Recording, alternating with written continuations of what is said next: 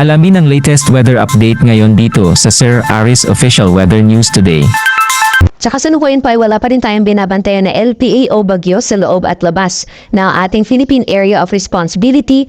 Ngunit kung makikita po natin dito sa ating latest na satellite animation, meron pa rin po tayo namamataan na mga kapal na linya na mga kaulapan dito na sa may silangang bahagi ng Southern Luzon at Visayas area. Although sa ngayon po itong mga kaulapan ay offshore or nasa haragatan, ngunit naasahan po natin within the day ay makaka-apekto ito sa malaking bahagi ng Bicol Region, Mimaropa, gayon din sa Kabisayaan. So asahan pa rin po natin yung posibilidad ng malalakas na buhos ng ulan dulot po na epekto nitong shear line. Samantalang sa nalalabing bahagi naman po ng ating bansa dito po sa may Northern at Central Luzon ay patuloy ang pag-iral ng hanging amihan or northeast monsoon. So possible pa rin po yung mga light to moderate na mga pagulan sa malaking bahagi po ng Central Luzon, gayon din sa eastern sections ng Northern Luzon area. At dito naman po sa Mindanao ay nakikita po na wala po tayo nakikita ang mga kapal na kumpul kaulapan na posible po magdulot ng buong araw na tuloy-tuloy na mga pag-ulan. So generally fair weather conditions po tayo for Mindanao area except na lamang po yung mga biglaan o mga panandalian pong buhos na ulan dulot po ng mga localized thunderstorms. At sa mga susunod na araw, wala pa rin po tayong inaasahan na LPA o bagyo na posible pong makaapekto sa anumang bahagi ng ating bansa.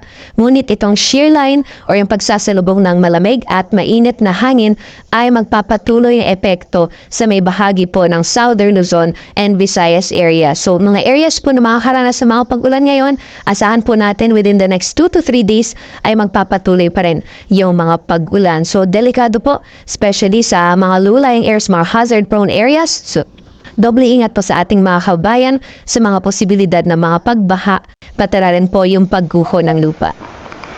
So magiging lagay naman po ng panahon ngayong araw dito sa Luzon, dulot po ng epekto ng hanging amihan, pati na rin po ng shear line, ilang bahagi po ng Luzon area ang makaranas ng mga pag-ulan ngayong araw. Dahil po sa epekto ng amihan, sa may bahagi po ng Cagayan Valley, gayon din sa Cordillera Administrative Region, at malaking bahagi po ng Central Luzon, possible po mga light to moderate na mga pag-ulan, magiging makulimlim po yung panahon. At inaasahan po natin magpapatuloy po yan ngayong araw. At dahil lang po sa epekto ng shear line, dito po sa may bahagi ng Quezon Province, sa buong Bicol Region, as well as sa Mimaropa, ay asahan din po natin yung mga moderate to heavy at times intense na mga pag-ulan dulot na epekto po yan ng shear line. So doble ingat po sa ating mga kabayan, lalong-lalo na sa may bahagi ng Bicol Region at Mimaropa dahil sa mga posibilidad ng mga pagbaha o pagguho ng lupa ngayong araw. For the rest of the country, dyan po sa Ilocos Region, dito po sa Metro Manila at sa nalalabing bahagi ng Calabarzon area, asahan lamang po natin yung bahagi ang maulap hanggang sa maulap po na papawirin. Kung may mga pag-ulan man ay mga panandalian lamang po ito ng mga pag-ambon o may hinang buhos na ulan dulot na epekto ng hanging amihan. Temperature forecast naman sa mga piling syudad ngayong araw dito sa Luzon. Sa luwag po ay maglalaro mula 22 hanggang 31 degrees Celsius, 26 degrees Celsius maximum temperature sinaasahan ngayong araw dito sa Tugigaraw. Para naman sa Baguio ay 15 to 23 degrees Celsius, 30 degrees Celsius maximum temperatures for Metro Manila, gayon din sa Legazpi City at dito naman po sa Tagaytay. Ang temperatura ay maglalaro mula 21 hanggang 28 degrees Celsius. So magiging lagay naman po ng panahon sa nalalang bahagi po ng ating bansa, over Palawan, Visayas, and Mindanao area. Dulot po ng patuloy na pag-iral or epekto ng shear line, asahan po natin yung makulimlim na panahon. So cloudy skies po tayo ngayong araw at possible din po yung mga moderate to heavy with at times intense rains sa bahagi po ng Visayas, pati na rin sa may Palawan.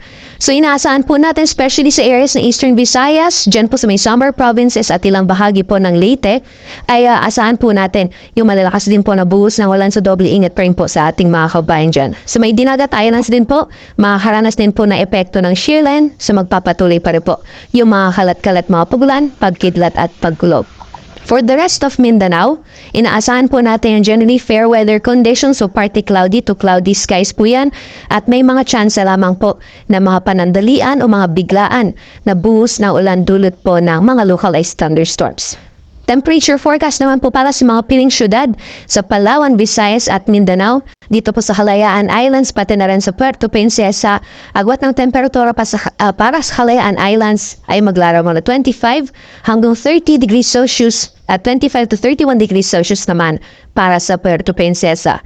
Para sa mga piling syudad naman po sa Visayas, over Iloilo, Cebu at Tacloban, maximum temperatures ay aabot ng 30 degrees Celsius within the day. Para naman sa mga piling syudad dito sa Mindanao, for Zamboanga and Davao po, ang agwat ng temperatura ay maglalaro na 25 hanggang 32 degrees Celsius sa Davao at 23 to 32 degrees Celsius naman para sa Zamboanga, at sa Cagayan de Oro naman ay aabot ng 30 degrees Celsius maximum temperatures ngayong araw.